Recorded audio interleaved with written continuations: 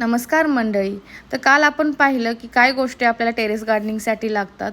तर माझी मम्मी आणि मावशी आले होते, तर मी त्यांच्याकडून मदत घेतली कारण मला एवढ्या गोष्टी माहीत नव्हत्या.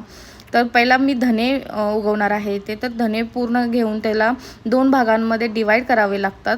ते मला मावशीने करून दिलेले आहे. ते बघू शकता तुम्ही कसे करू शकता ते. त्याच्यानंतर ते पूर्ण धने आपण या ग्रो बॅगमध्ये आपण टाकलेले आहेत.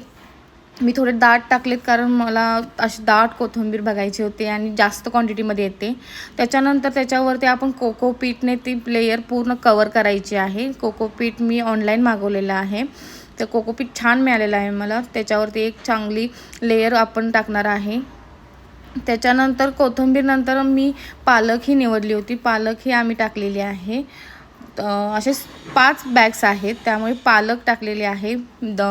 आपली मेथी पण आहे, मेथी पण आपण टाकलेली आहे आणि 2 याच्यामध्ये मी कोथिंबीर टाकले कारण कोथिंबीर जास्त आपल्याला वापरण्यात येते. तर फायनल लुक असा येत आहे याचा. खूप मस्त वाटत आहे मला. तर मी पुढच्या एपिसोडमध्ये कसं गोष्टी होतात ते नक्की सांगेन. बाय.